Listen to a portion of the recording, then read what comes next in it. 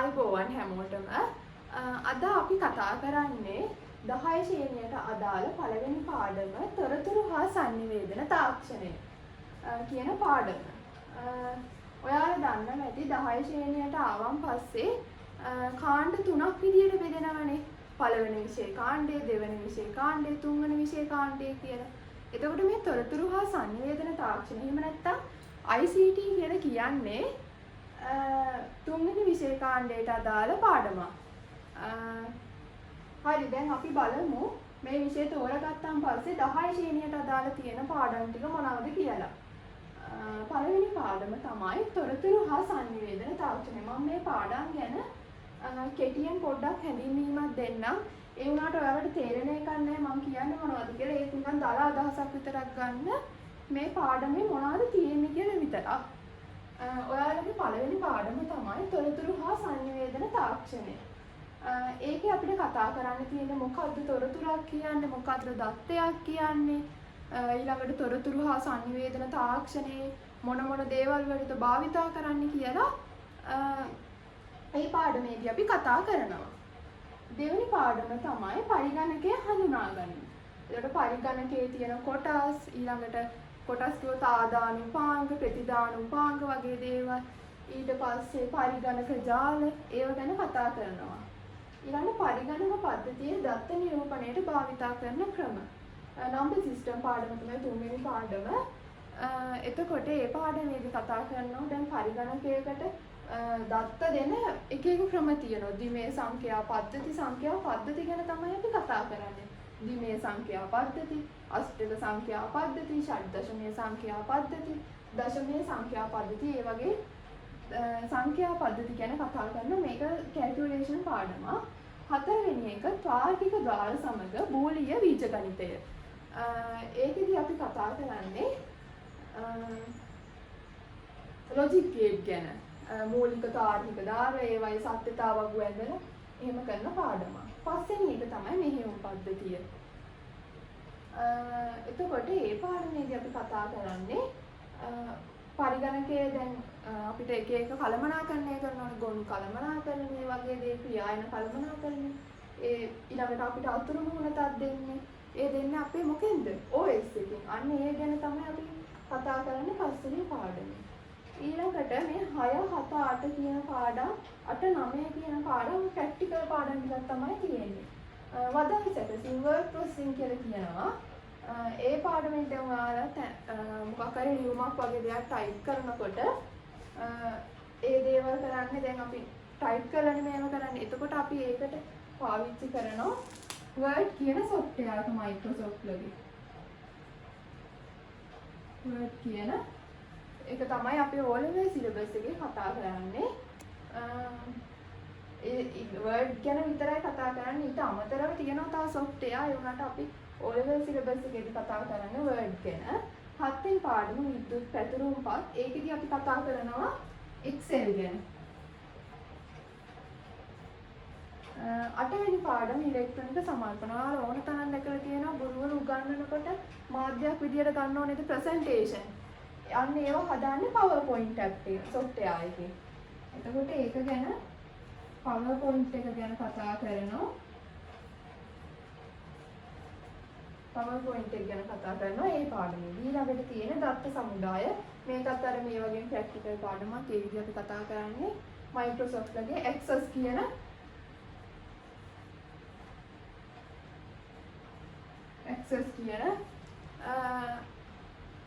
software එක ගැන තමයි කතා කරන්නේ. හරි දැන් මේවා ඔයාලට මම අදහසක් ගන්න විතරයි කියලා දුන්නේ. අපි මේ පාඩම් වලට ගියාම හොඳට පැහැදිලි කරලා දෙනවා. අපි දැන් අද කතා කරන්නේ තොරතුරු හා sannivedana තාක්ෂණය කියන පාඩම. ඒ කියන්නේ ඔයාලගේ 10 ශ්‍රේණියට තියෙන පළවෙනි පාඩම. ඒකේ අපිට ඉගෙන ගන්න තියෙන මාතෘකාව තමයි මේ තියෙන්නේ. පළවෙනි එක තමයි දත්ත හා තොරතුරු. ඔයාලා ඉගෙනගෙන තියෙනවා ඇති දත්තයක් කියන්නේ මොකක්ද? තොරතුරක් කියන්නේ මොකක්ද? කියලා ඒ කොටසේ තියෙන දත්ත හා තොරතුරු හැඳින්වීම. මෙතන තියෙන දෙවෙනි මාතෘකාව තොරතුරු පද්ධති. තොරතුරු පද්ධතියක් කියන්නේ මොකක්ද? පරිගණක පද්ධතිය තොරතුරු පද්ධතිය කාර්යයන් පරිගණක පද්ධතිය ගැන අපි කතා කරනවා මේ දෙවෙනි මාතෘකාවේදී. ඊළඟට තියෙන්නේ තොරතුරු හා sannivedana තාක්ෂණය. මේකේ හැඳින්වීමක් තියෙනවා. තොරතුරු හා sannivedana තාක්ෂණය කියන්නේ මොකක්ද කියලා. ඊළඟ මාතෘකාව තමයි තොරතුරු හා sannivedana තාක්ෂණයේ යෙදවීම. දැන් අපි තොරතුරු ICT කියන එක ඕනම දෙයකට යොදා ගන්නනේ. ඒ කියන්නේ නැතුවම බැරි දෙයක් දැන් ICT කියන එක. ඒවයි යොදා ගැනීම තියෙනවා. ඊ රාජ්‍ය අධ්‍යාපනය, සෞඛ්‍ය, කෘෂි කර්මාන්තය, සත්ත්වබෝවිපොළ, ධීවර කර්මාන්තය, කර්මාන්ත හා ව්‍යාපාරවලට, ගමනාගමනයට, විනෝදාස්වාදයට අපි ICT යොදා ගන්නවා. ඒ මාතෘකාවලට ආවම පස්සේ අපි ඒක කතා කරනවා. ඊළඟට තියෙනවා දැන් මේ තොරතුරු හා sannivedana තාක්ෂණය අපිට නැතුවම බැරි දෙයක්නේ. ඒ වුණාට මේකේ වාසි වෙන්න අවාසිත් තියෙනවා. අනිසි ප්‍රතිඵල තියෙනවා. ඒ ගැනත් අපි ටිකක් කතා කරනවා. ඊළඟ එක තමයි පරිගණකයේ පරිණාමය. ඉස්සර ඉඳන් පරම්පරාවල ඉඳන් පරිගණකයේ ආවේ කොහොමද කියලා පරිගණකයේ ඉතිහාසය ගැන තමයි අවසාන මාතෘකාවෙන් කතා කරලා පාඩම උතනින් අවසන් වෙනවා. දැන් මම කියන්නේ මේ පාඩමට අදාළ මාතෘකා ටික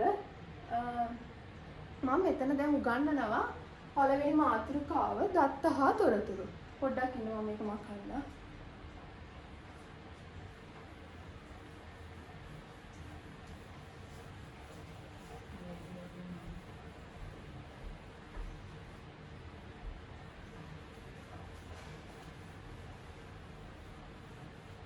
ඔයාලා පොතක් අරගෙන ලියා ගන්න පළවෙනි පාඩම තොරතුරු හා sannivedana තාක්ෂණය කියලා. ඒක මම මෙතන ලියලා තියෙනවා මෙන්න මේක ලියා ගන්න.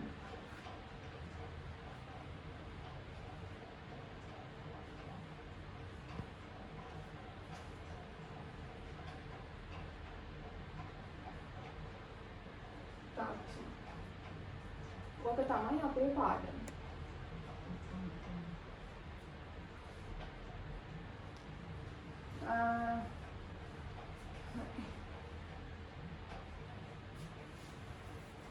ටිකක් මකල දාන උමනාවෙන් නැති නිසා හැඳින්වීමක් කරන්නේ.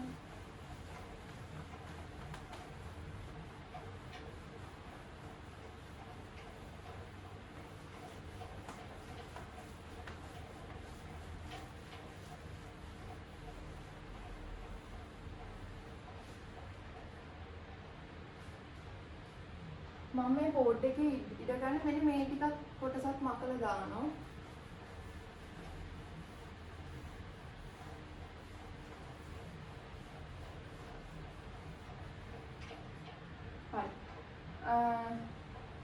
මුලින් අපි කතා කරනවා පළවෙනි මාතෘකාව විදියට දත්ත හා තොරතුරු.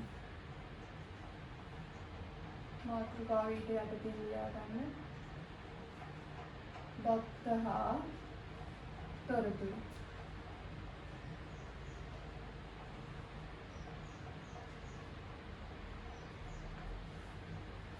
ඔයාලා අහලද දත්ත කියන්නේ මොනවාද? තොරතුරු කියන්නේ මොනවාද කියලා අහලා ඇති. මම කියලා දෙනවා දත්තයක් කියන්නේ මොකද්ද මුලින් කියලා. මම මෙහෙම දෙයක් කියනවා. මම මෙහෙම ඉස්සර වෙලා පොතුවක් ඇතුලේ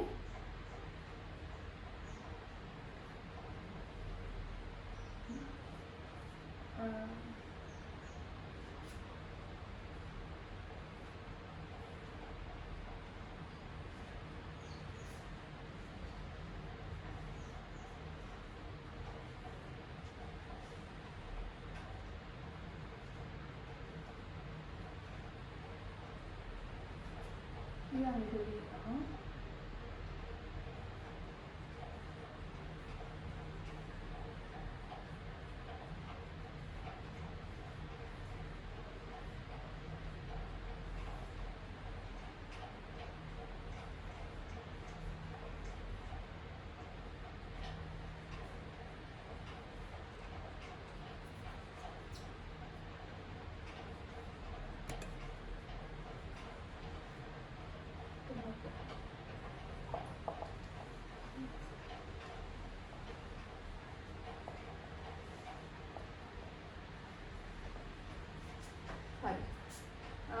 මම ඔයාලට මෙතන කොටු කරලා දෙන්නවා. ඔයාලට මේක කොටු කරමු. මෙතන තියෙනවා නම් 4ක් සහ හිතන්න පුළුවන්. ඔයාලට දැන් මේක බැලුවොත් කියන්න බෑනේ මොකද්ද මේක කියලා. මෙතන තියෙන්නේ නිකන් ළමයි 4 දෙනෙක්ගේ නම් 4ක් සහ බර කිලෝග්‍රෑම් වලින් දක්වලා තියෙනවා 4ක් විදියට. එතකොට මේක ගැන අපිට අදහසක් ගන්න බෑ. අන්න ඒවට තමයි අපි කියන්නේ දත්ත කියලා. දත්තවල නිර්වචනය තමයි වෙන වශයෙන් ගත් කල අර්ථයක් දීමට නොහැකි. ඒ කියන්නේ මේව වෙන වශයෙන් ගත්තා. දැන් කමල් කියලා ඒ නම විතරක් ගත්තොත් මේක නමක් විතරයි. මෙතන කිලෝ 77 කියන එක ගත්තොත් ඒක අංකයක් විතරයිනේ. අන්න ඒ වගේ වෙන වශයෙන් ගත් කල අර්ථයක් ලබා දෙන්න බැරි දේවල්. අර්ථයක් ලබා දීමට නොහැකි අංක වචන. දැන් මෙතන මෙහෙම සාමාන්‍යයෙන් දැන් සලකුණු. ඕවා දත්තයක් ලෙස හඳුන්වන්න පුළුවන්. දැන් එතකොට ඔයාලට තේරෙන්නේ නැති මොකද්ද දත්තයක් කියන්නේ කියලා. හරි එහෙනම් අපි කාලය යනවත් නිසා නෝට් එක ලියා ගමු. මුලින් ලියන්න දත්ත හා තොරතුරු කියලා.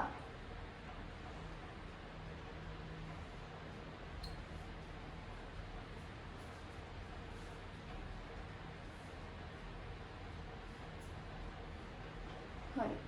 ඉස්සර ඊට පස්සේ ඊට යටතේ අනුමාත්‍රිකාවක් විදියට දාලා ලියන්න. දත්ත කියලා.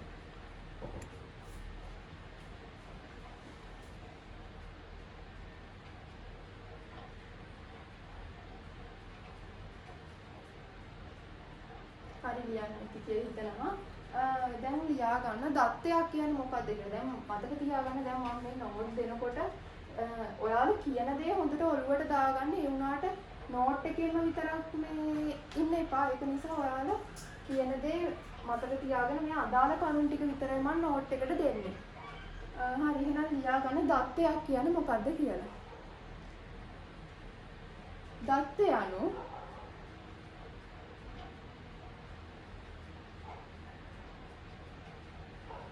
වෙන වශයෙන් ගත් කල දත්ත යනු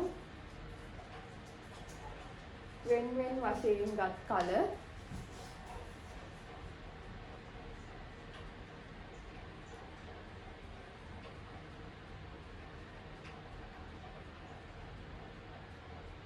අර්ථයක් දීමට නොහැකි දත්තයක් කියන්නේ වෙන වශයෙන් ගත් කල අර්ථයක් දීමට නොහැකි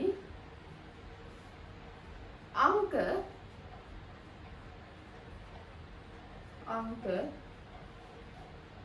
වචන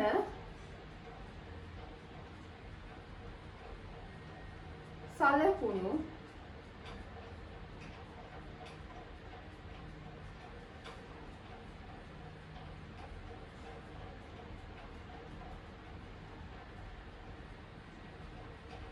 දත්ත ලෙස හඳුන්වයි.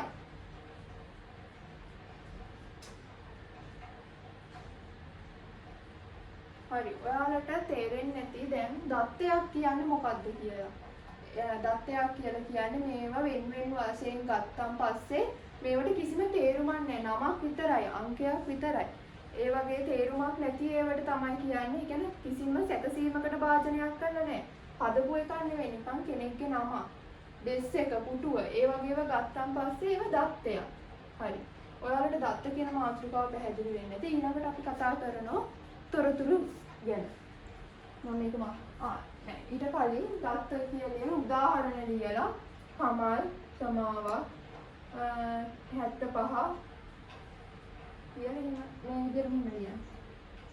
උදාහරණ කමල්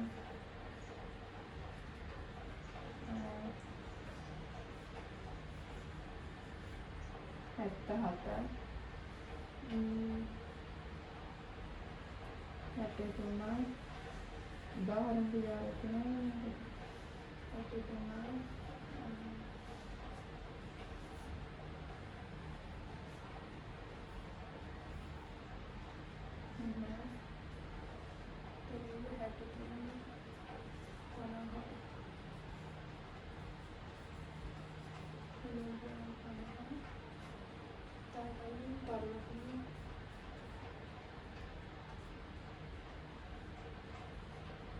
වලට.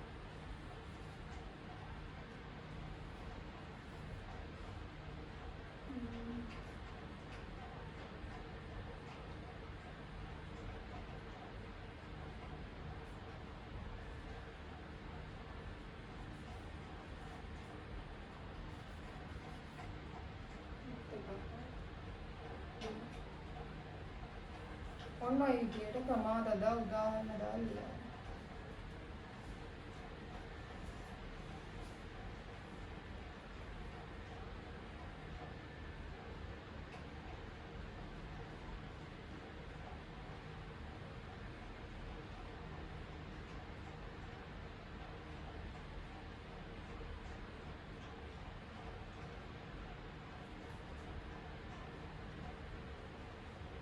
මේව තමයි දත්ත වලට උදාහරණ.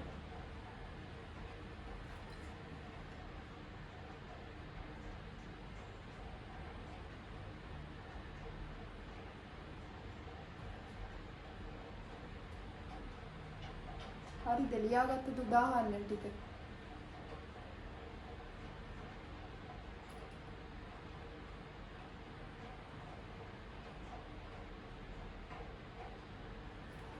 හරි එහෙනම් මම උදාහරණෙත් එක්ක මේ ටික මතලා දානවා.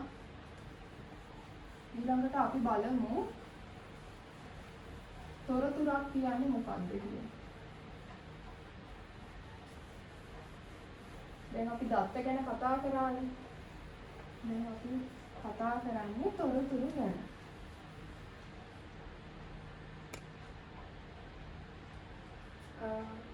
මම මුලින් මේක වගුවක් අඳිනවා.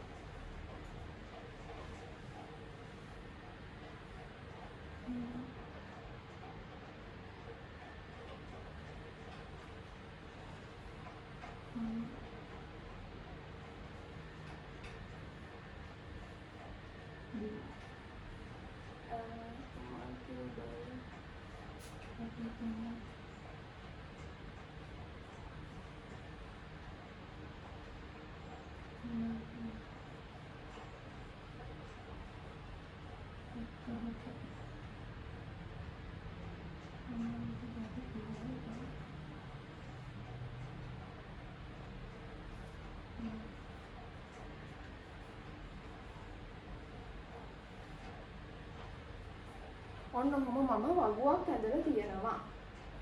එතකොට ඔයාලට දැන් කලින් දත්තවලදී මම නම් ටිකක් එක්ක පරවල් ටිකක් දුන්නනේ. එතකොට ඔයාලට හිතා ගන්න බැරි වුණා මොකද්ද මේ කියලා. ඔයාලා දන්නේ නැහැ කලින් අමාන්ගේ බර කිලෝ 63යි කියලා. ඒ වගේ තමයි මෙතන.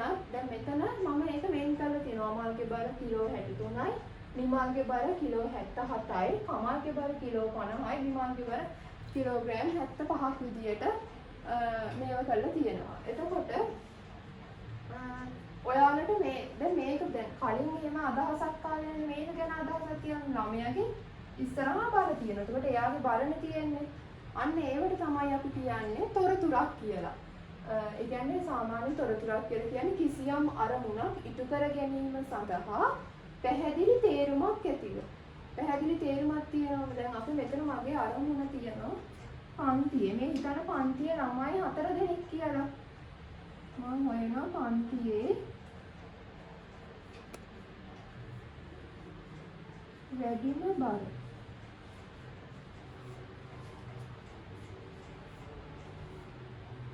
වැඩිම බර සිසුවා. ළමයි 4 දෙනෙක් ඉන්න පන්තියක් තමයි තියෙන්නේ.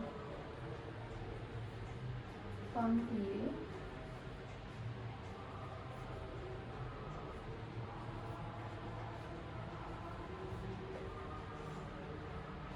අඩුම බර සිසුවා.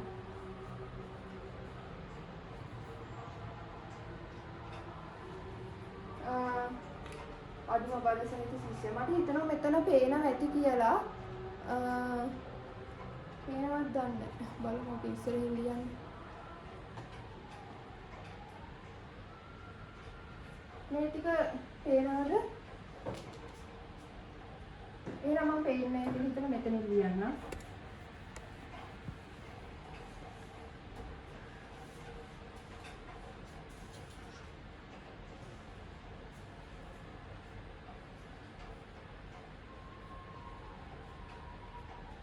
පන්තියේ අඩුම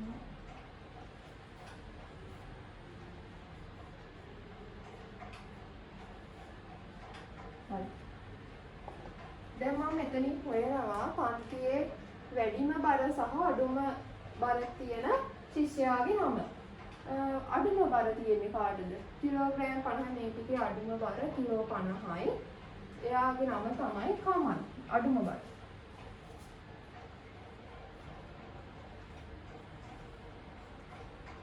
මෙතන තියෙන්නේ පන්තියේ වැඩිම බර ශිෂ්‍යයාගේ නම කිලෝ 77ක් තියෙනවා නිමල්ගේ බර.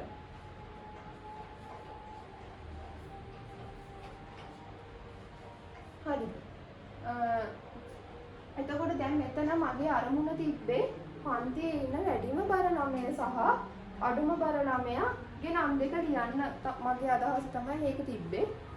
දැන් එතකොට මම කරේ ළමයි එක එක්කෙනා ගෙනල්ලා ඒ කට්ටියන්ගේ බර අරගෙන මේ වගුවකට දාලා අපි හෙව්වා වැඩිම බර සහ අඩුම බර 9. එතකොට මේ තොරතුරක් කියලා කියන්නේ කිසියම් අරමුණක් ඉටු කර ගැනීම සඳහා. මොකක්ද අරමුණ? මගේ අරමුණ තමයි පන්තියේ වැඩිම බර ශිෂ්‍යයා සහ පන්තියේ අඩුම බර ශිෂ්‍යයා හොයන්න.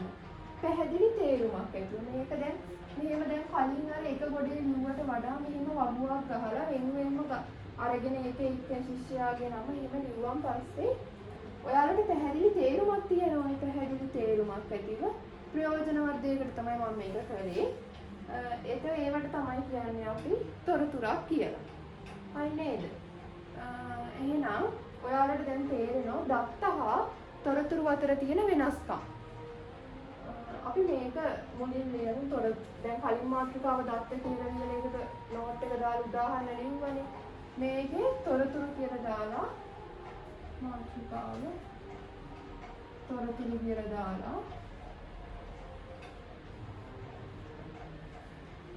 කියලා දාලා අපි ලියමු මෙහෙම නෝට් එකක්.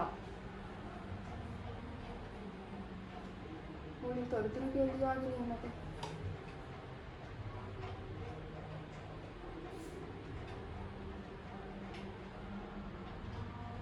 හරි මම නෝට් එක කියවනවා. තොරතුරක් යනු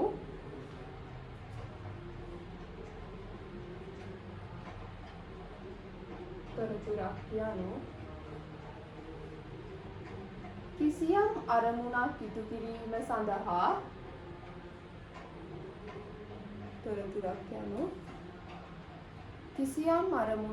කිරීම සඳහා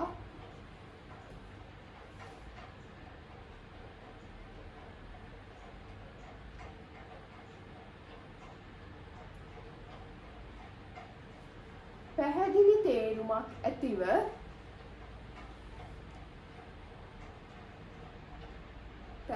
තේරුමක් ඇතිව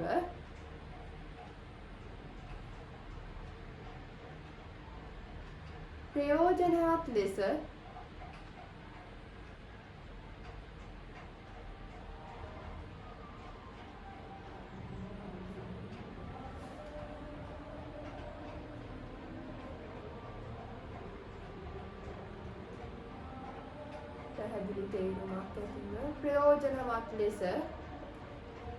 සකස් කරනු ලබන දත්ත වේ.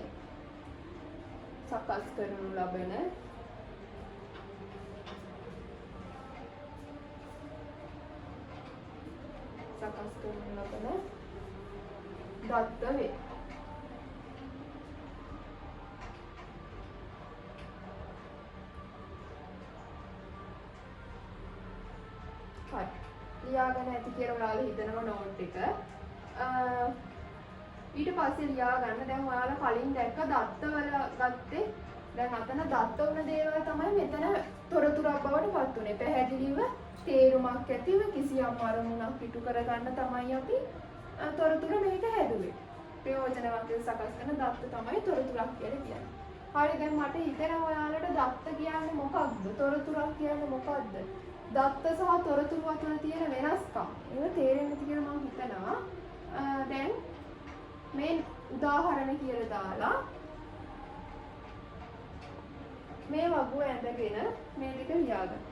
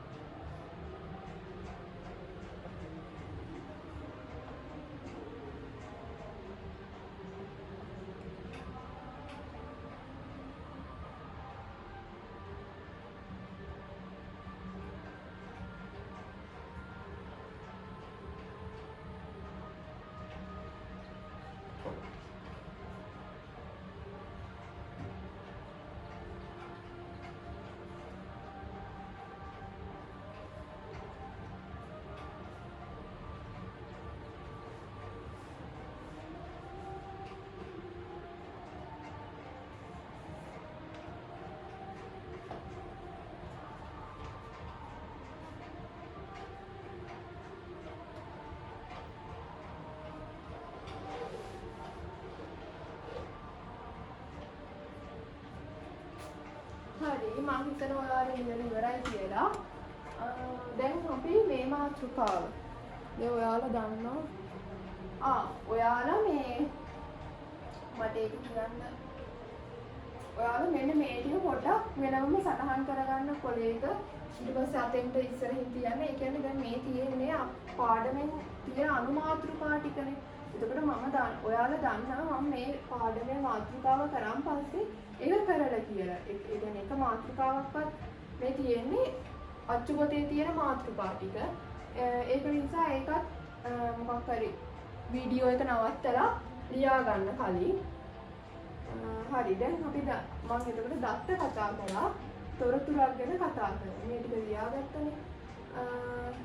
ඊළඟට තොරතුරු ඒ උදාහරණය යටින් ලියාගන්න. ඒ උදාහරණය යටින් ලියාගන්න. මෙම තොරතුරු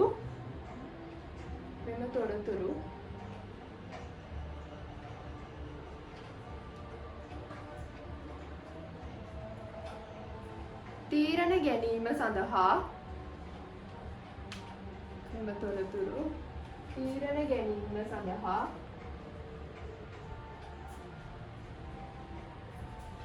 උපකාරී වේ.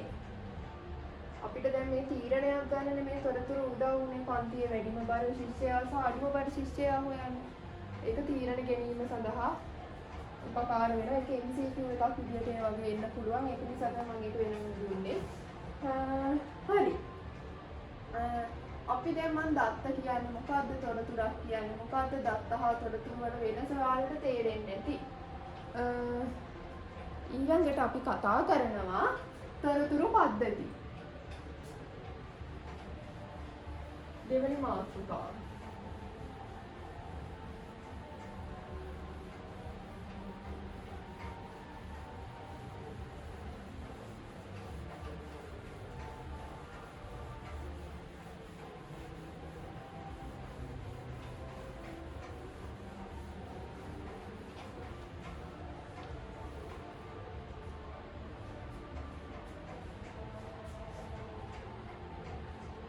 තොරතුරු පද්ධති. ඒ කියන්නේ අපේ දෙවෙනි මාතෘකාවනේ.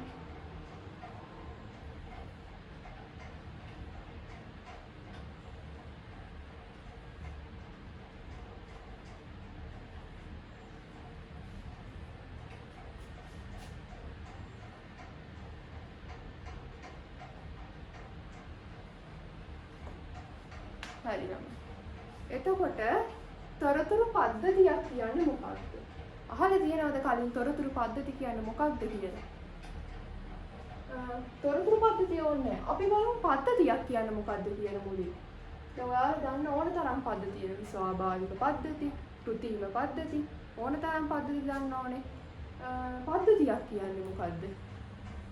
පද්ධතියක් කියලා කියන්නේ උදාහරණයකින් මම මේක පැහැදිලි කරන්නම්. අපි ගමු ස්වාභාවික පද්ධතිය. මොකද්ද ගන්නේ? ඒක සසර පද්ධතිය ගැන.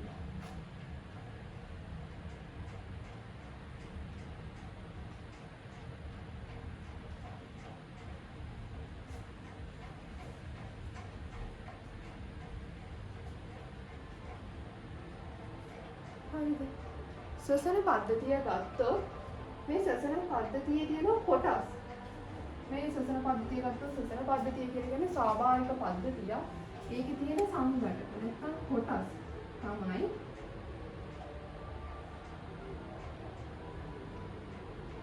ස්වරාලය,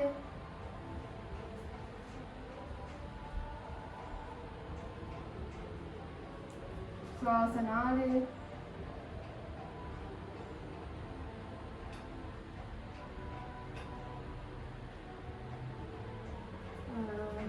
ස්වරාලය, ශ්වාසනාලය, තමනාද පෙනහළු තියෙනවා. හරි මේ ඇති.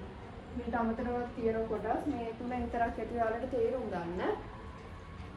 ස්වරාලය සංඝටක. ශ්වසන පද්ධතිය හැදිලා තියෙන්නේ මෙන්න මේ සංඝටක එකතු වෙලා. මොනවාද මේකේ කරන කාර්යය? ශ්වසන පද්ධතියේ මොන පද්ධතියකින්ද කෙරෙන කාර්යයක් තියෙනවා. ආහාර ජීර්ණය කරනවා. ශ්වසන පද්ධතිය නෑ. ශ්වසන පද්ධතියෙන් කරන්නේ ශ්වසනය කිරීම.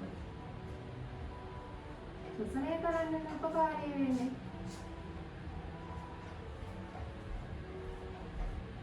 ඒ වගේ තමයි මේ ලෝකේ තියෙන හැම පද්ධතියක්ම කිසියම් අරමුණක් ඉටු කරගන්න තමයි හැදිලා තියෙන්නේ. ඒක නිසා අපි පද්ධතියක නිර්වචනය කරනවා කිසියම් අරමුණක් ඉටු කර ගැනීම සඳහා. කිසියම් අරමුණක් ඉටු කර ගැනීම සඳහා සංඝටක කිහිපයක් එකිනෙකව ක්‍රියාකාරීත්වයෙන් යුතුව කටයුතු කිරීම තමයි ශ්වසන පද්ධතියක් කියලා කියන්නේ. දැන් ඔයාලට පේනවනේ මෙතන ශ්වසන පද්ධතියක් කියන කාර්ය ශ්වසනය කරනවා. සංඝටක මේ ඔක්කොම දැන් මේ රින් වෙන් වල තියෙන්නේ මේ ඔක්කොම එකතු වෙලානේ ශ්වසනය කිරීම නැමැති කාර්යයට උදව් කරන්නේ. එතකොට සංඝටක විදියට ඒක තියෙනවා. දැන් ඔයාලට තේරෙන්නේ පද්ධතියක් කියන්නේ මොකක්ද කියලා. ඔයාලා දැකලා ඇති මම ඔයාලට දැන් මේ ඇවිත් මේ ස්වාභාවික පද්ධතියන්නේ ඊළඟට මම කියලා දෙනවා කෘත්‍රිම පද්ධතියක් ගැන කියනවා. මොකක්ද? දුරකථන පද්ධතිය.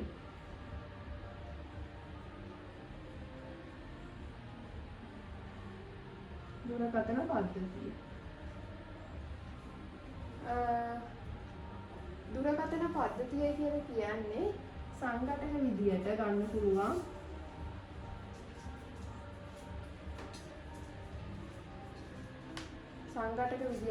පුළුවන් මොනවාද දුරකථන පද්ධතිය?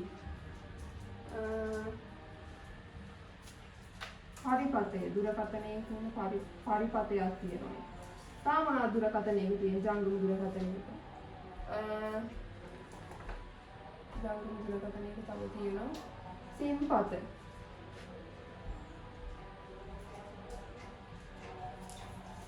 තිරය. ඔය වගේ වෙලේ තියෙන්නේ නේද? එතකොට අපි දැන් මේකේ කාර්යය මොකක්ද?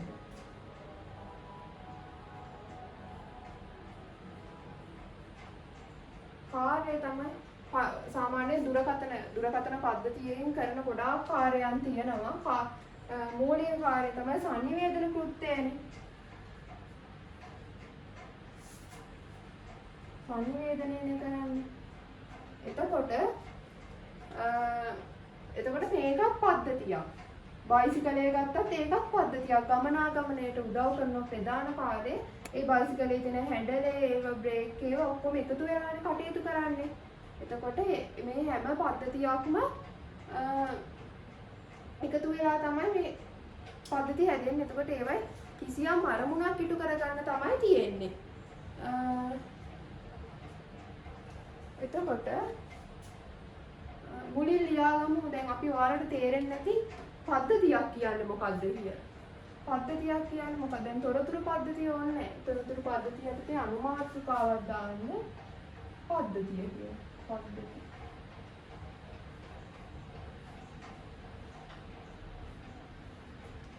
ඊට පස්සේ ඒකේ නෝට් එකක් ලියන්න.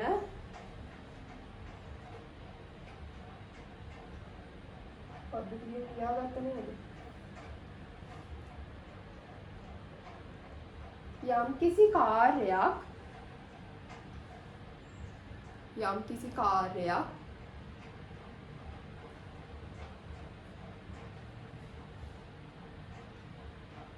ඉටු කිරීම සඳහා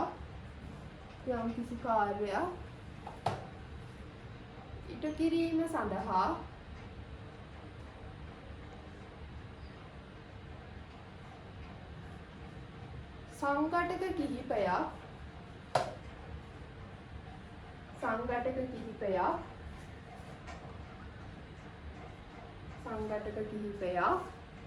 එකිනෙක සම්බන්ධව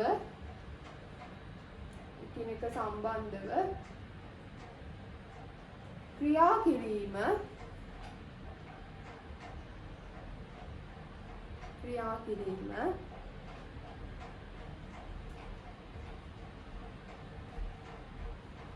යම්කිසි කාර්යයක් ඉටු කිරීම සඳහා සංඝටක කිහිපයක් එකිනෙකව සම්බන්ධව ක්‍රියා කිරීම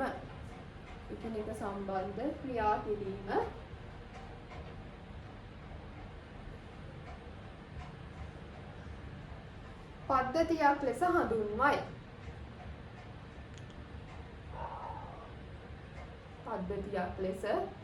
හඳුන්වයි.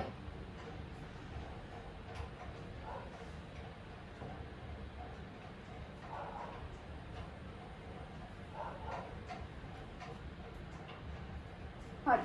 පද්ධතියක් කියන්නේ මොකක්ද කියලා මම පැහැදිලි කරා. දැන් ඔයාලට තොරතුරු පද්ධති නැතත් පද්ධතියක් කියන්නේ මොකක්ද කියලා තේරෙන්න ඕනේ. තොරතුරු පද්ධතියක් කියන්නේ මේ පද්ධතියක තවත් පද්ධතියක් තමයි. හරි. දැන් පද්ධතියක් කියන මේ මාතෘකාව ලියාගෙන ඒක පැහැදිලි කිරීම ලියවන්නේ. ඊට යටින් උදාහරණ දාලා මේ උදාහරණ දෙක ලියන්න.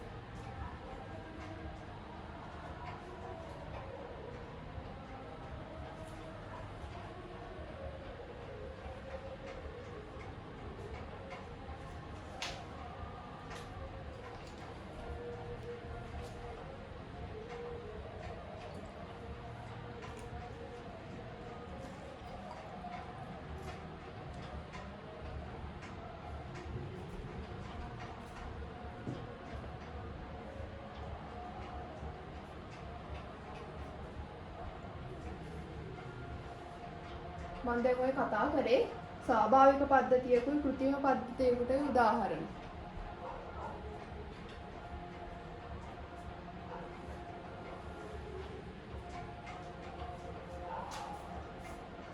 හරි ඔයාලා උදාහරණ ටික ලියා ගන්න නැති කියලා හිතනවා. ඔයාලට ලියා ගන්න වෙලාව මදි නම් වීඩියෝ එක නවත්තලා ලියා ගන්න. මම මේ වීඩියෝ එක දික් වෙන නිසා තමයි ඉක්මනට කරගෙන ගියේ.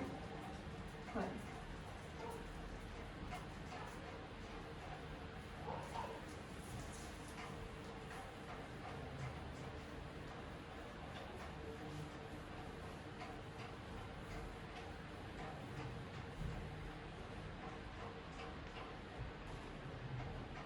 හරි. දැන් ඔයාලට තොරතුරු පද්ධතියක් කියන්නේ මොකද්ද? තොරතුරු පද්ධතිය. මම මෙහෙම එකක් අඳින්න.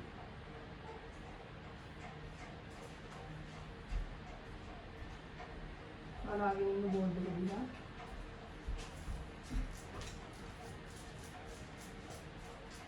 ආදානය ඊළඟට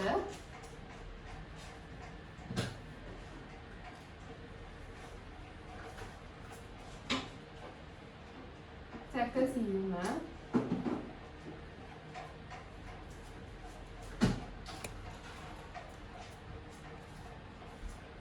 ඊළඟට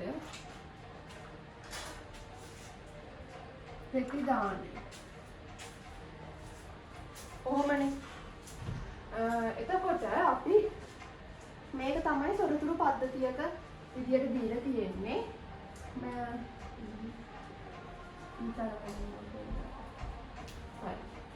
ආදානය. ආදානය කියනකොට දැන් අපි පරිගණකයට ආදාන උපාංග වලට ගන්නවා. ඒ කියන්නේ ආදාන උපාංග කියලා කියන්නේ පරිගණකයට දත්ත ඇතුළත් කරන උපාංග තමයි ආදාන උපාංග කියලා කියන්නේ. අපි ආදාන උපාංග විදියට ගන්නවා කීබෝඩ් එක, මවුස් එක, ඔය වගේ දේවල් නේ ගන්න තා දේවල් තියෙනවා. අපි ඒක කතා කරන දෙවෙනි පාඩමේදී වැඩිදුරට ආදානය කරනවා අපි දත්ත.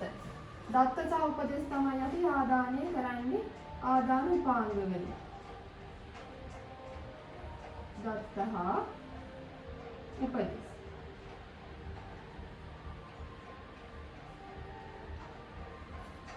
උදාහරණයක් විදියට මම පරිගණකයට ආදානය කරන 2 ධන 3 කියලා. හරිද? මේකේ දත්තේ විදියට ගන්න පුළුවන් 2යි 3යි කියන ඉලක්කම් දෙක එකතු කරන්න කියන එක තමයි අපි එකතු කරන්න කියන්නේ. මේකෙන් කියන්නේ 2යි 3යි එකතු කරලා මට උත්තරය දෙන්න කියන්නේ. මේක සරලවම කිව්වොත් කියන්නේ. එතකොට මම මේ දෙක ආදානය කරන්නේ. අපිට කම්පියුටරයකට දානකොට දෙයක් අදාළ දත්ත ටික දෙන්න ඕනේ. නැත්නම් ඉබේ අපේ හිතේ තියෙන දේ සැකසීලා එන්නේ නැහැ අවසානෙට. ඒක නිසා අපි නිවැරදි දත්ත ආදානය කරලා ඉන්න ඕනේ මුලින්ම. ඔන්න අපි දෙනවා 2 එකතු කරන්න කියලා 3ට 2ට 3ක් එකතු කරන්න කියලා. ඊළඟට මෙතන සැකසෙනවා 2 ධන 3 5යි කියලා මෙතන සකස් වෙනවා. මෙතන දැන් 2යි 3යි එකතු කරාම 5යි කියන්නේ තියෙන්නේ. එතකොට දත්ත සකස් කරන ගබඩා කිරීම තමයි මෙතන කරන්නේ.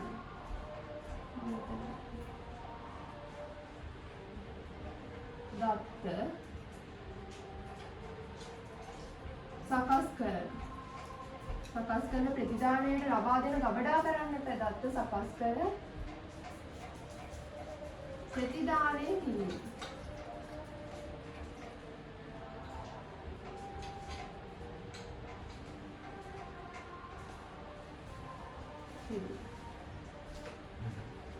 ප්‍රතිදානය තියෙන්නේ ඊළඟට අපිට මේක 2යි 3යි එකතු කරාන් පස්සේ 5 විදියට අපිට උත්තරේ දෙනවානේ. අපිට එන්නේ මෙච්චර අපි 2 ධන 3 කියලා දුන්නාන් පස්සේ අවසානයේ 5 විදියට මේ වෙන්නේ. එතකොට ප්‍රතිදානය 5යි කියලා එනවා. එතකොට මෙතන එන්නේ මොකද්ද? මේ අපි දත්ත ඇතුළත් කරේ කිසිම තේරුමක් නැහැ. 2 3 උපදේශයක් දීලා තියෙනවා. ඒක එකතු වෙලා තමයි 5 විදියට එන්නේ. එතකොට ප්‍රතිදානයේ විදියට තොරතුරක් ප්‍රතිදානය වෙනවා. තොරතුරු තමයි ප්‍රතිදානය වෙන්නේ. ආදානය කරන්නේ අපි දත්ත හා උපදෙස්. ඔයාලගේ මේ අච්චු පොතේ තියෙන්නේ.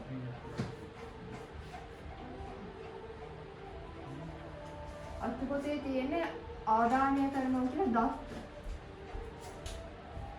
දත්තයි උපදෙසයි දෙකම ඇතුළත් කරන්න ඕන. ඔයාලා මොලේ පොතේ තියෙන්නේ 10 ශ්‍රේණියට අදාළ පොතේ තියෙන්නේ දත්ත කියලා විතරයි. ඒ නිසා මම දත්ත කියලා දුන්නා. ඔය ටික තමයි තියෙන්නේ.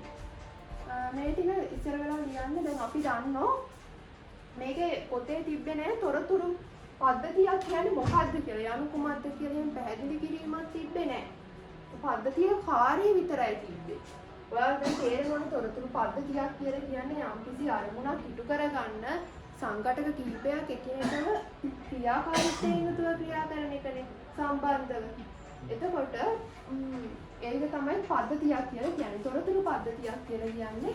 ඒක තොරතුරු පද්ධතියේ කාර්ය විතරයි කියලා තියෙනවා. ලියා ගන්න තොරතුරු පද්ධතියේ කාර්ය. තොරතුරු පද්ධතියේ මාතෘකාව දාලා ඊට යටින් අපි ලියමු කාර්ය.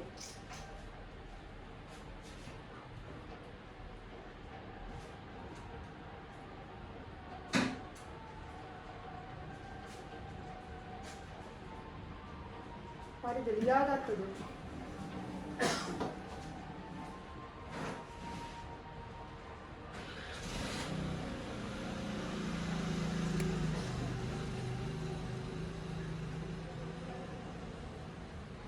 හරි ලියාගන්න එහෙනම් තොරතුරු පද්ධතියක කාර්ය වනුයේ තොරතුරු පද්ධතියක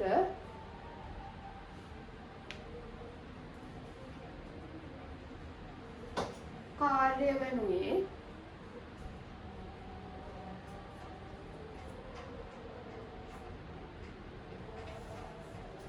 දත්ත ලබා ගැනීමත් තොරතුරු පද්ධතියක ප්‍රධාන කාර්ය වනුයේ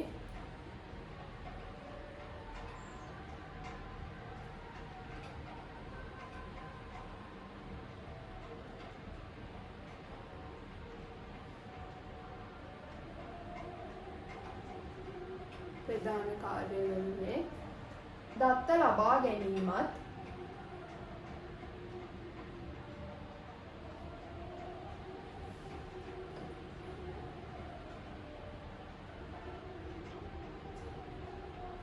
ඒවා සකස් කර සුරකීමත් කමාවක් දාලා ගන්න. ඒවා සකස් කර සුරකීමත්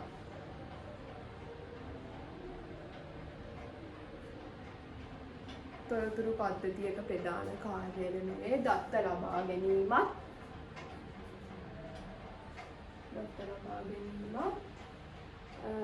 ඒවා සකස් කර සුරකීමත්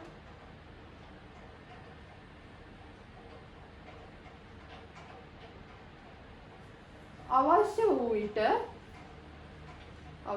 විට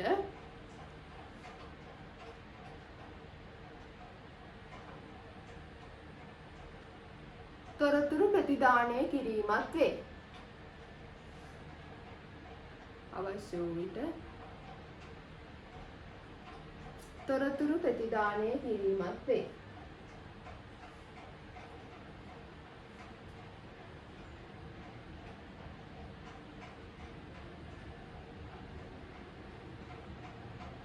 ඒ ටික එහෙම ලියාගෙන ඉවර වෙලා ලියන්න මෙන්න මේ ටික උදාහරණ කියලා ඕනේ. මෙන්න මේක ඇඳගන්න. ආදානය කරා, සකස් කරා, ප්‍රතිදානය කරා, දත්ත ලබා ගත්තා, දත්ත සකස් කර ගබඩා කිරීම, ගබඩා කරා.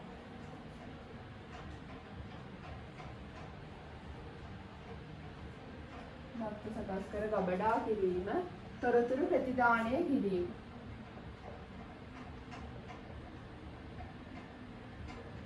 තොරතුරු ප්‍රතිදානය කිරීම.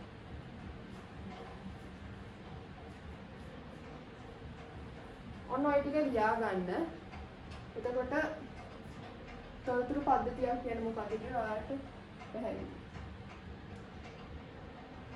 තොරතුරු පද්ධතියක තියෙන දත්ත ආදානය කරලා, දත්ත සකස් කර ගබඩා කරලා තොරතුරු ප්‍රතිදානය කරන එක තමයි තියෙන්නේ.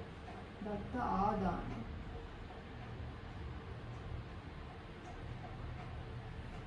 මේ ආදානය කියලා කියන්නේ මේ කොට ඇතුලේ ආදානය කියලා තියෙනවා. තොරතුරු ප්‍රතිදානය කරනවා. ප්‍රතිදානය කරන්නේ තොරතුරු. ආදානය කරන්නේ දත්ත. එහෙනම් මේ උදාහරණ ටිකක් යටින් ලියා ගන්න. එතකොට තේරෙනවා මොකද්ද මේ කියලා තියෙන්නේ කියලා.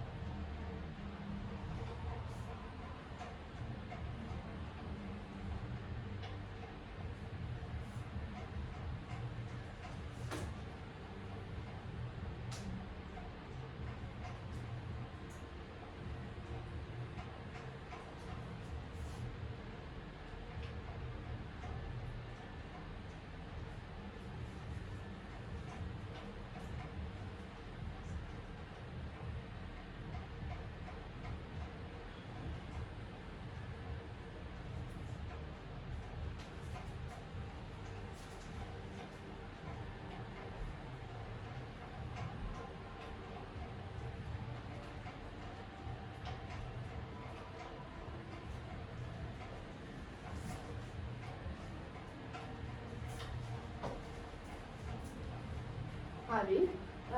ඔයාලා මේ ටික ලියාගන්න කියලා හිතනවා. දැන් අපි කතා කරන්නේ ඊළඟට මම මේක තමයි කන්සෙප්ට් එක මේක දත්ත ලබා දීලා ඒක සකස් කරලා ගබඩා කරලා තොරතුරු ප්‍රතිදානය කරන එක තමයි මෙතන තොරතුරු පද්ධතියකින් වෙන්නේ. එතකොට දැන් අපි කතා කරා පද්ධතියක් විදිහට දැන් සසන පද්ධතිය කතා කරා. ඊළඟට තව මොනවද කතා කරේ? දුරකථන පද්ධතිය කතා කරා. අපි ඊළඟට කතා කරන්නේ ඔයාලගේ පෙළ පොතේ දාලා තියෙනවා පද්ධති කිහිපයක් ගැන. ඒව ගැන වෙන වෙනම විස්තරات එක්ක ලියලා කතා කරමු. ඒක නිසා දැන් මේකේ අපි භාවිතා කරන හැම පද්ධතියක්ම කතා කරන්නේ අර විශේෂ ටික විතරක් කතා කරමු.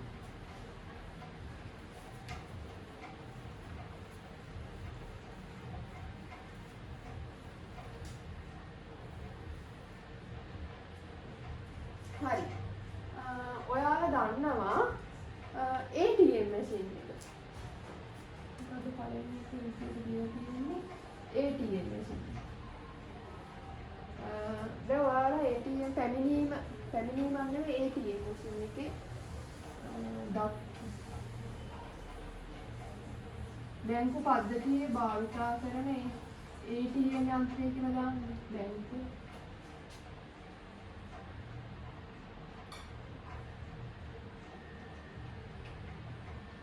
පද්ධතියේ බැංකු පද්ධතියේ භාවිතා කරන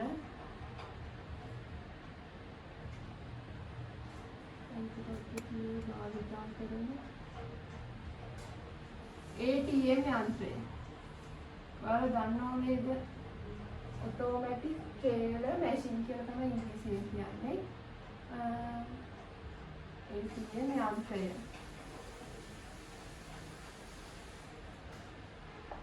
හරි. අපි මේ සල්ලි ගන්න, සල්ලි දාන්න භාවිතා කරන ATM මැෂින් එක කියලා කියන්නේ පද්ධතියක්. මොකද මේ පද්ධතියේ තියෙන සංකල්පය අපි කතා කරන්නේ කලින් දත්ත ආදානය කරා. දත්ත ආදානය කරා. දත්ත සකස් කිරීම කරා. සකස් කරලා දත්ත සකස් කිරීම කරා. ඊළඟට ප්‍රතිදානය කරා. තොරතුරු ප්‍රතිදානය කරා. හරි. ඔයාලා යනවා ATM මැෂින් එකක් ළඟට සල්ලි ගන්න කියලා හිතන්නකෝ. මොනවද ඉස්සර වෙලාම දෙන්නේ? උපුත් කරන්න මුලින්ම දෙන්නේ ආදානයේ විදියට බැංකු කාඩ් පත. සල්ලි ගන්න හදන බැංකු කාඩ් පත දෙනවා. ඊට අමතරව මොකද දෙන්නේ? රහස් සංඛ්‍යාවක් කියලා එකක් තියෙනව නේද බැංකු කාඩ් පතකට? අන්න ඒකක් දෙනවා. රහස් අංකය. ඊට පස්සේ අපි දෙන මුදල ගන්න මුදල ඒව සටහන් කරලා ඒව සකස් කරන්නේ ATM යන්ත්‍රය විසින්. ATM යන්ත්‍රය විසින්.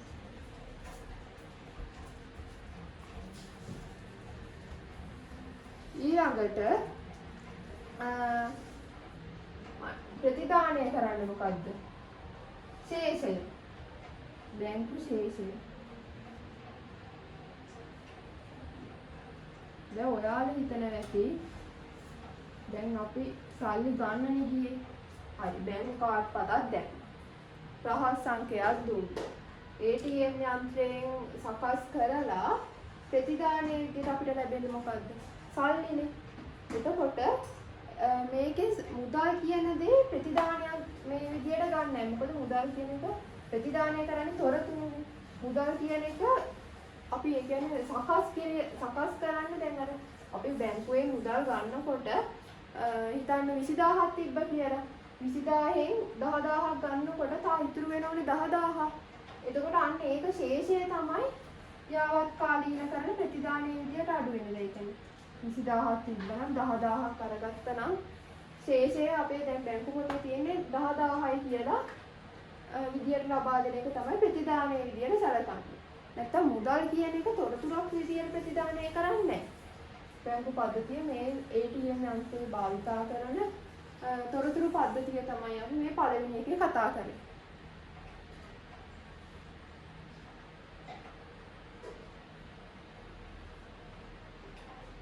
හරි එහෙනම් මෙහෙම ලියා ගන්න. පොඩි නෝට් එකක් විදියට ලියා ගන්න අර කියටි. එදිනදා ජීවිතයේදී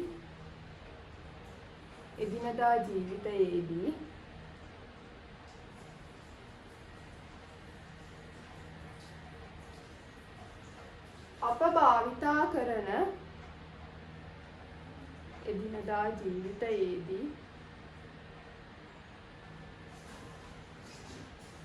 භාවිතා කරන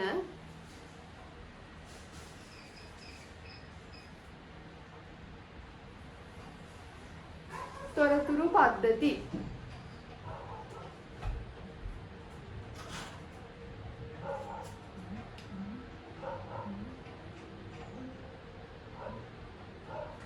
එදිනදා ජීවිතයේදී අප භාවිතා කරන තොරතුරු පද්ධති. හරි. එහෙනම් පළවෙනි එක දාගන්න බැංකු පද්ධතියේ භාවිතා කරන ATM යන්ත්‍රය කියලා.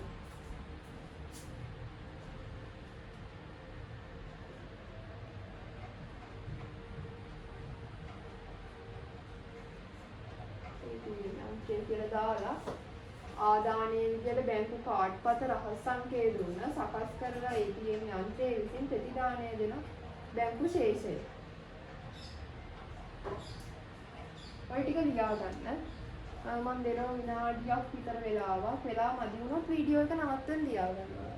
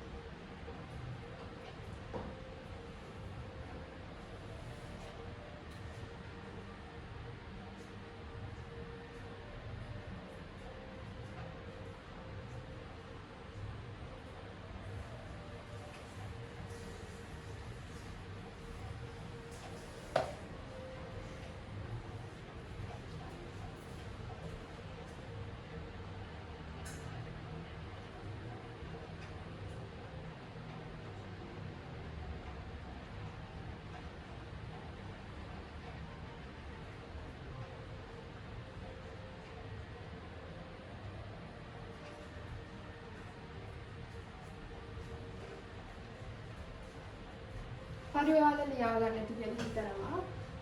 ඊළඟට අපි කතා කරන දෙවැනි පද්ධතිය තමයි තොරතුරු පද්ධතිය තමයි පැමිණීම සහ පිට වූ වේලාව සටහන් කරන මොකද්ද?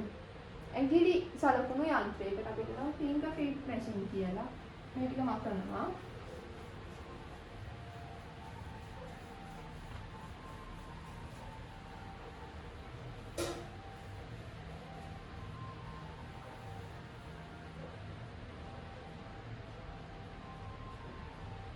දෙවෙනි එක තමයි පැමිණි වේලාව සහ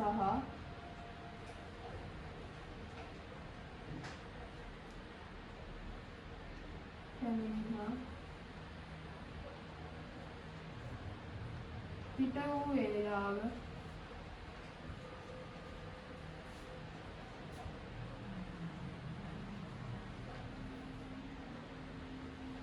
පැමිණි වේලාව හා පිට වූ වේලාව සටහන් කරන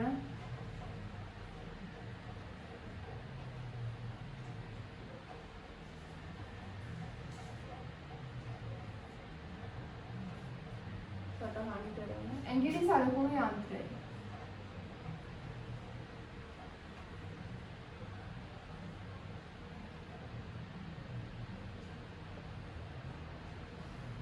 සලකුණු යන්ත්‍රය. මේකත් තොරතුරු පද්ධතියක්ම නෙමෙයි. එතකොට ඒකෙදිත් අර සංකල්පය තියෙනවා. දත්ත ආදානය කරලා ඒක සකස් කරලා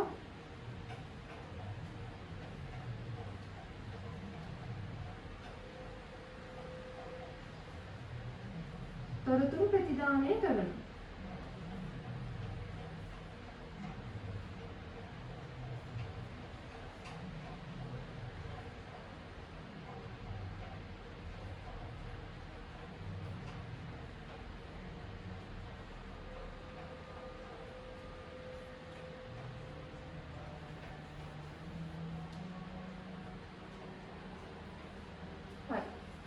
ඔයාලා දැකලා ඇති ආයතනවල තියෙනවා ෆින්ගර් ප්‍රින්ට් මැෂින් එකක් කියලා එකක්.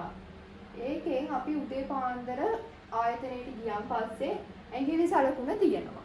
ඇඟිලි සලකුණ තියුවාන් පස්සේ අපේ පැමිණි වේලාව ආයතනයට පැමිණි වේලාව සටහන් වෙනවා.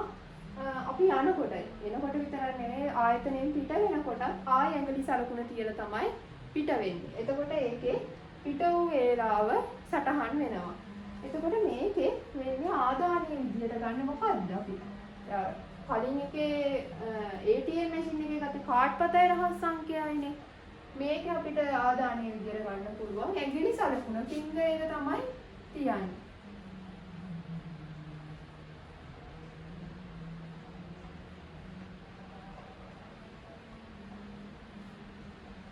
සකස් කරනවා මොකෙන්ද? ඇඟිලි සලකුණු යන්ත්‍රයෙන්.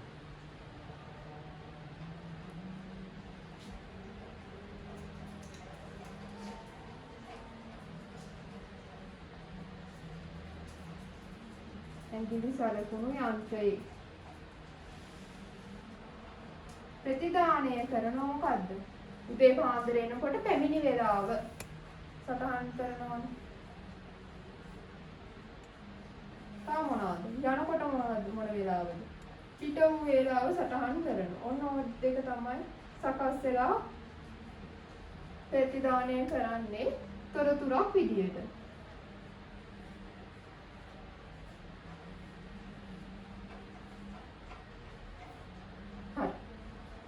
එහෙනම් දෙවැනි එක දාලා ලියා ගන්න. පැමිණි හා පිට වූ වේලාව සටහන් කරන ඇඟිලි සලකුණු යන්ත්‍රය කියලා. ඊට පස්සේ ආදානය සකස් කිරීම ප්‍රතිදානය ඔහොම ලියන්න.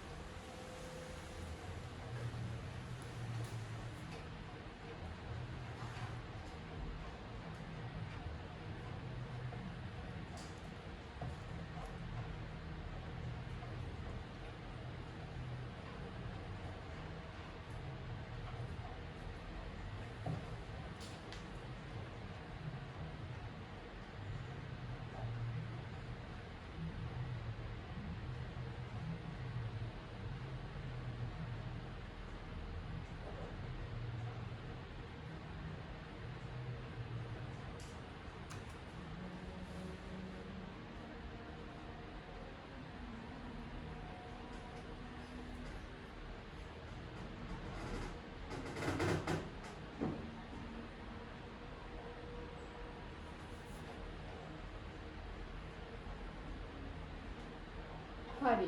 තියාගෙන ඉතිරි කරනවා. දැන් ඊළඟට තුන්වෙනි එක කතා කරනවා අපි. දැන් අපි කතා කරේ මොකද්ද? අපි කතා කරා මුලින්ම උදාහරණ විදිහට පළවෙනි එක ATM මැෂින් එක ගැන කතා කරා. දෙවෙනි එක fingerprint machine එක ගැන කතා කරා. තුන්වෙනි එක තමයි අපි කතා කරන QR code එක ගැන. ඔයාලා දැකලා ඇති QR code එක. QR code එක භාවිතා කරන මේ වෙබ් අඩවියට වෙබ්සයිට් එකට ගිහිල්ලා ඒක අපි තොරතුරු හොයනවා. මොකද තොරතුරු සෙවීම සඳහා තුන්වෙනි එක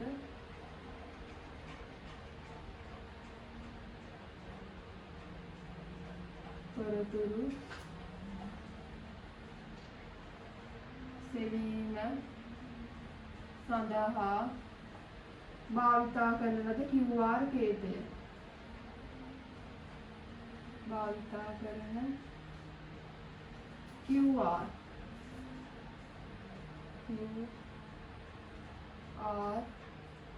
කේතය.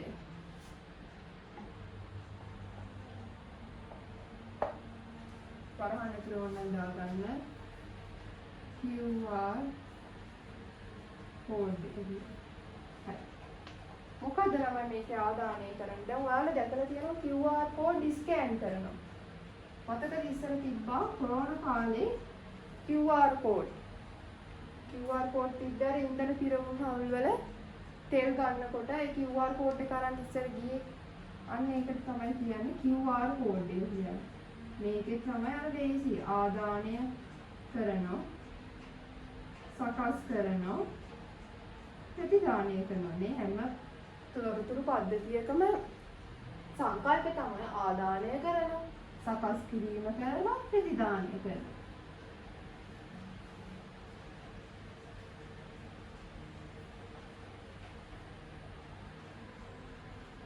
ප්‍රතිදාන. හරි. ආදානය කරනවා. ස්කෑන් කරනකොට අපි මොකද දෙන්නේ? QR code එක. පින්තූරය ලබා ගන්න එක තමයි ආදානය කරන්නේ. QR code එකේ පින්තූරය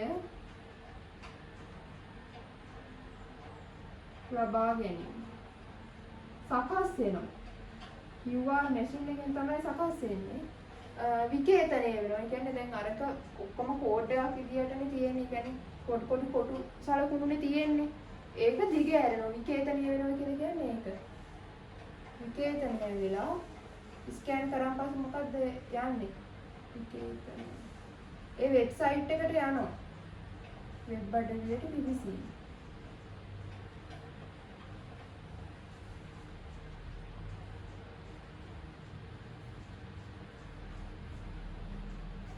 ඔන්න ඔක තමයි QR code එකෙන් වෙන්නේ. ඉස්සර වෙලා ෆෝන් එකෙන් QR code එක ස්කෑන් කරා.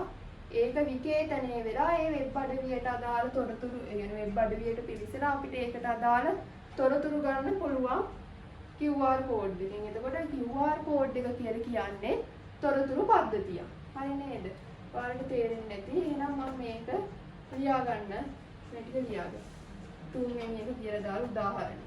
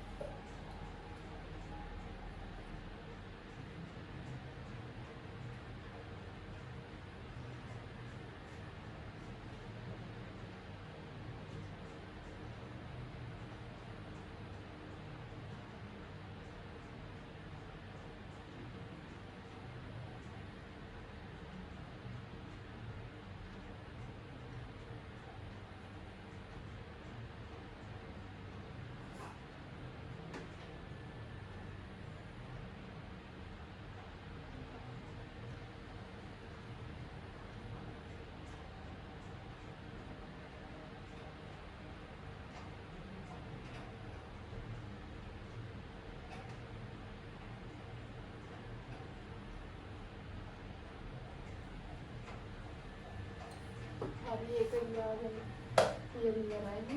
හරි එහෙනම් මම ඒක මතනවා.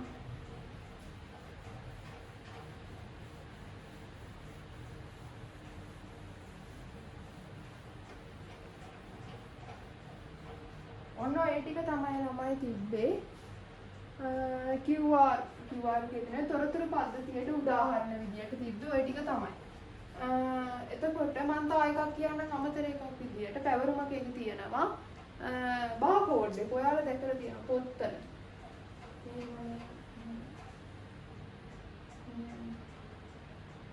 ඔන්න ඔය වගේ එකක් දැකලා තියෙනවා අංක මෙහෙම.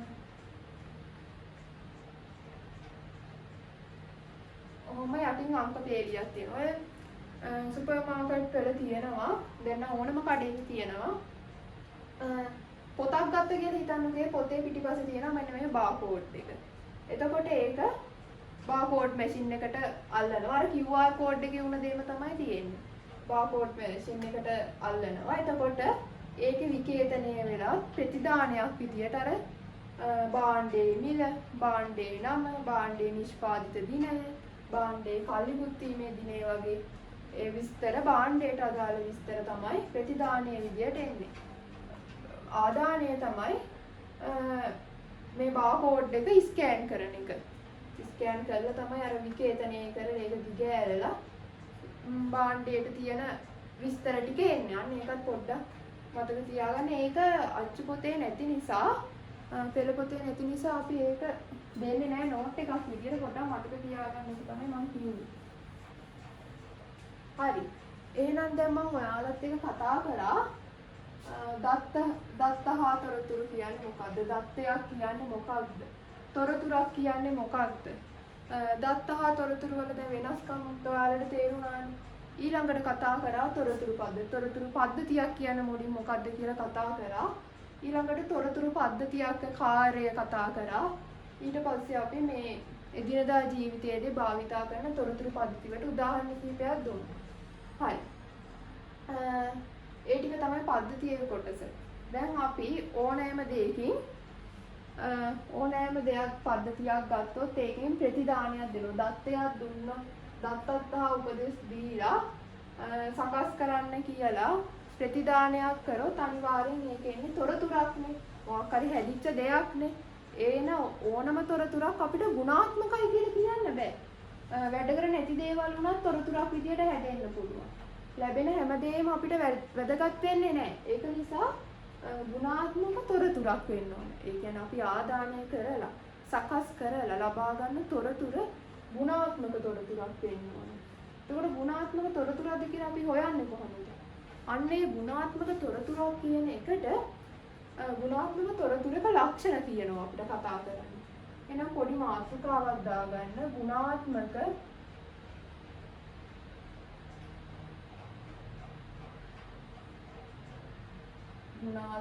තොරතුරක ලක්ෂණ.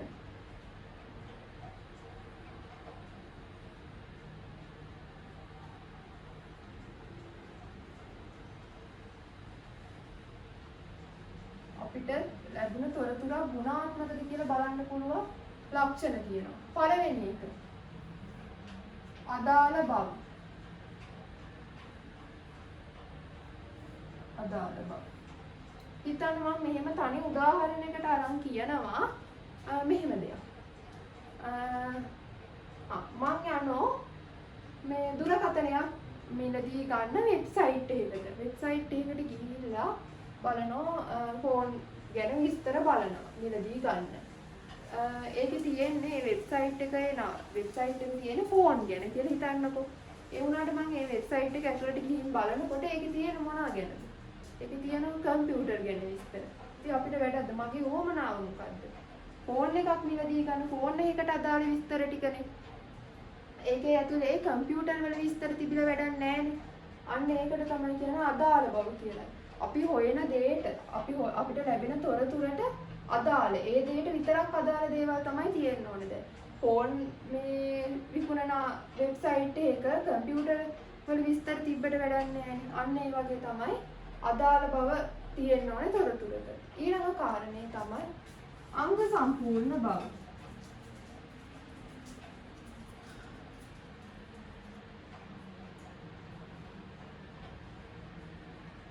අංග සම්පූර්ණ බව.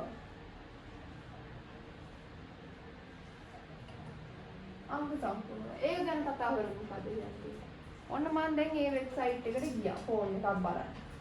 ඒ වෙබ්සයිට් එකේ ෆෝන් ගැන විස්තර තියෙනවා. ෆෝන් දාලා තියෙනවා. ඒ වුණාට ෆෝන් ගැන තොරතුරු දාලා තියෙනවා. ෆෝන් එකේ දාලා තියෙන්නේ මිල විතරයි. ෆෝන් එකේ ෆොටෝ එකක් තියෙනවා. මේ ෆොටෝ මේ ෆෝන් එකේ මිල විතරයි දාලා තියෙන්නේ.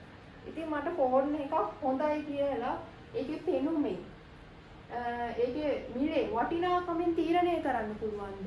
බැහැනේ. අපිට ඒකේ RAM එක බලන්න ඕන, ස්ටෝරේජ් එක බලන්න ඕන, බැටරි කැපැසිටි බලන්න ඕන. ඔන්න ඔය වගේ දේවල් විස්තර දාලා නැහැනේ. ඒ කියන්නේ මට මේ අංග සම්පූර්ණ විස්තරයක් දාලා නේද? මේක විස්තර ෆෝන් එකක් මිලදී ගන්නකොට බලන විස්තර ටික තිබ්බනම් මට නිගමනයකට එළවෙන්න පුළුවන් මේ ෆෝන් එක හොඳද නැද්ද කියලා. අපිට දැන් මිල විතරක් දාලා තිබ්බට හොඳද නැද්ද කියලා තීරණය කරන්න බෑ නේද? ඒක ගුණාත්මක තොරතුරක් නෙවෙයි. අන්න ඒකයි තියෙන්නේ. දෙවෙනි එක වෙන්න ඕන අංග සම්පූර්ණ බව. තුන්වෙනි එක තමයි නිර්වද්‍යතාවය.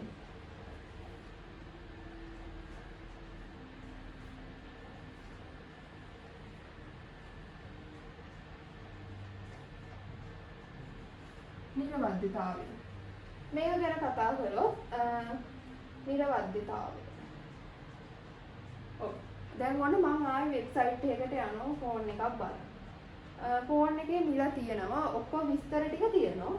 ඒ වුණාට ෆෝන් එකේ මිල යම් සින්දරක් දාලා තියෙනවා කියලා හිතන්නකෝ. ඊළඟට මම මේ ළඟ තියෙන කඩේක වෙබ්සයිට් එකකට තමයි මම බැලුවේ. ඉතින් මම මේ කඩේට යන ෆෝන් එක මිලදී ගන්න.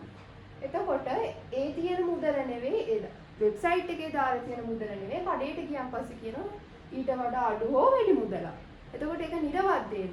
ඒ කියන්නේ හරියට අපි දැනගෙන අපි හරියට ගානට මුදල් අරගෙන යනවා නම් ෆෝන් එක ගන්න හරියට දාලා තිබ්බනම් අපි ප්‍රමාණයට ගැලපෙන විදිහට මුදල් ගෙනියනවානේ. දැන් ඒකේ වැරදියන්නේ දාලා තියෙන්නේ. එතකොට මට මේ ෆෝන් එකක් මිලදී ගන්න බෑ. අන්න ඒක තමයි කියන්නේ නිර්වද්‍යතාවය. අපි තොරතුරක් ගන්නකොට තියනකොට ඒක නිර්වද්‍ය වෙන්න ඕනේ. අන්න ඒක තමයි තුන්වෙනි කරුණ. හතරවෙනි බව. හතරවෙනි එක.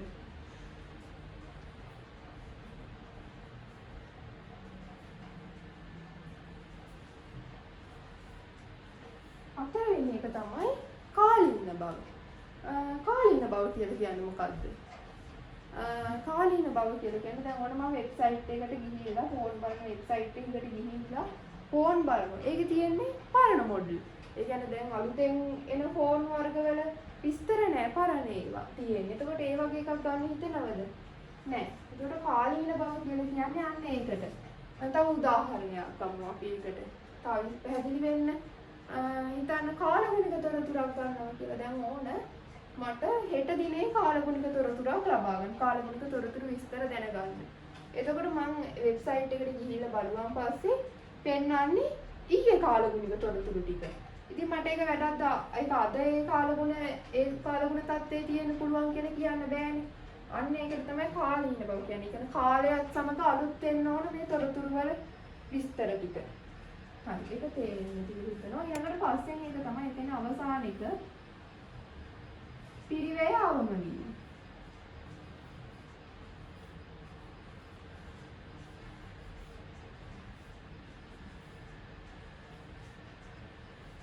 පිරිවැය අවම වීම. දැන් මම ෆෝන් මොකක් හරි විස්තරයක් බලනවා. මොකකින්ද? පත්තරේ දාලා තියෙන පත්තරවලක් දානවනේ ඔය එක විකුණන්න තියෙන දේවල්. එතකොට ඒකකින් බලනවා. නැත්නම් මම වෙබ්සයිට් එකට මේ ලොග් වෙලා එහෙම බලනවා. දැන් අපිට පිරිවැය අතින් මොකක්ද අවම? ෆෝන් එකට ගිහින් වෙබ්සයිට් එකෙන් බලන එක නේද? මොකද පත්තරයක් මිලදී ගත්තොත් පත්තරේ අර පොඩි ඩේටා ප්‍රමාණයක් නේ ෆෝන් එකෙන් බලනකොට වැය වෙන්නේ. ඒක නිසා ඒක පිරිවැය අඩුයි. දැන් පත්තරයක් වගේ එකකින් බලනවනම් මේ කාඩ් එකේ ගානටත් වඩා 50 කාඩ් එකකටත් වඩා දැන් 50ටත් වඩා වැඩි නේ පත්තරේ. එතකොට පිරිවැය අවමයි එතන. අපි හැමදේ එතකොට අපි තොරතුරක් ගන්නකොට මේ දේවල් බලන්න ඕන. ඒ අපි හොයන දෙයට අදාළ වෙනවද? හරියට අංග සම්පූර්ණ මේ තොරතුරු ඒ විස්තර ටික තියනවද? මේ දෙන විස්තර නිවැරදිද? අදාළ කාලයට ගැලපෙන කාලානුරූපීව තියනවද කාලේ ඉන්න බව. ඒ බලන විදිය මේක දැන් මේ ඔක්කොම තිබ්බත් කරන්නේ අපි ලොකු ගාණක් වියදම් කරලා තමයි මේ තොරතුරු ටික බලන්නේ. එහෙම වැඩකුත් නෙනේ. ඒක පිරිවැරවම වෙන්නත් ඕනේ. එතකොට තමයි මේ ගුණාත්මක තොරතුරක් ලැබෙන්නේ. හරි. එහෙනම් මාතෘකාවක් දාලා කියන ගුණාත්මක තොරතුරක ලක්ෂණ කියලා. ගුණාත්මක තොරතුරක ලක්ෂණ දාලා පහලට 1 2 3 4 5 කියලා පේලියට ලියාගෙන යන්න මේ පහලට ලියාගෙන යන්න ලක්ෂණ ටික මොනවාද කියලා.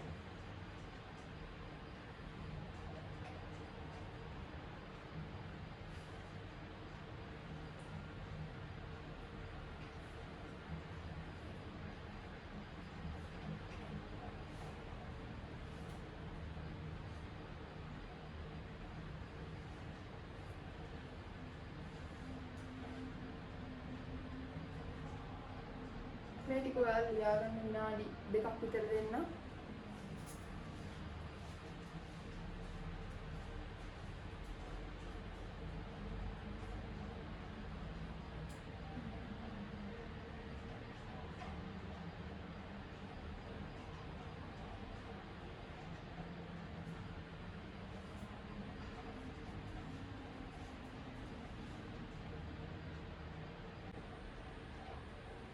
හරි අදට නියමිත පාඩමේ කොටස් දෙක ඔයාලත් එක්ක මම කතා කරා.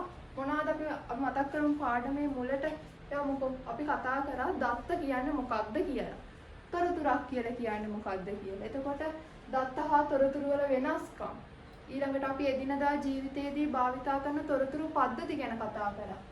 ඔය ටික ගැන කතා කරේ. ඊළඟට අපිට තොරතුරක් ලැබුණාන් පස්සේ ඒ තොරතුරු ගුණාත්මකද බලන්න. ඒ ලක්ෂණ තියෙනවනේ. අන්නේ ලක්ෂණ ටික අපි කතා කරා. ඊට පස්සේ තා තියෙනවා පාඩමේ කොටස් කිහිපයක්.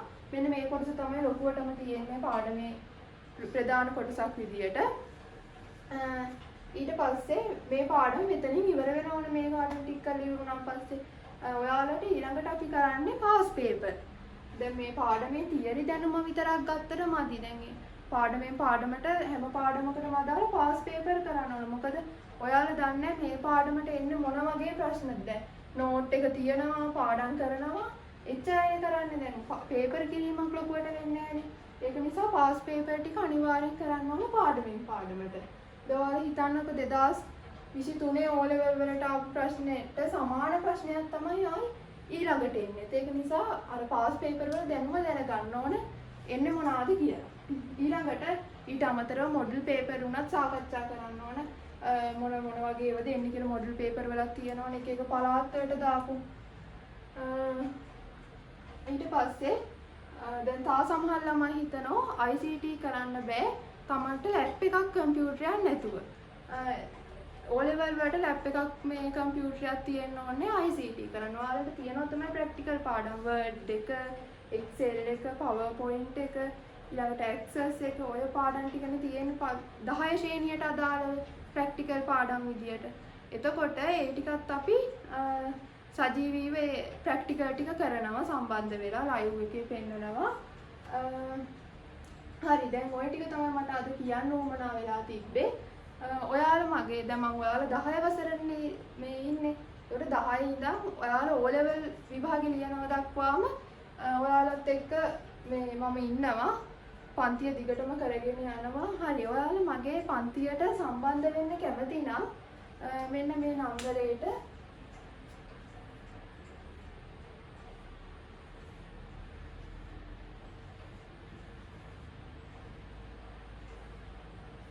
මෙන්න මේ නම්බර් එකට ඔයාලගේ නම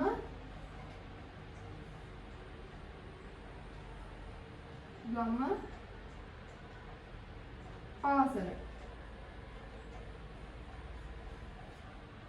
ඔන්න ඔය විස්තර ටික WhatsApp message එකකින් යොමු කරන්න. ඊට පස්සේ මම ඔයාලව group එකකට add කරනවා. ඊළඟට අපේ ඉදිරියේ සම්බන්ධ වැඩ කටයුතු ඒ group එක හරහා තමයි මම දැනුවත් කරන්න බලාපොරොත්තු වෙන්නේ. ඉතින් ඔයාලා මගේ පන්තියට සම්බන්ධ වෙන්න කැමති නම් මෙන්න මේ නම්බර් එකට WhatsApp message එකක් දාන්න. හරි එහෙනම් මම අද කතා කරන්න බලාපොරොත්තු වුණ පාඩම් කොටස කරා. එහෙනම් හැමෝටම සුබ දවසක්. තෙරුවන් සරණයි කියලා මම ප්‍රාර්ථනා කරනවා.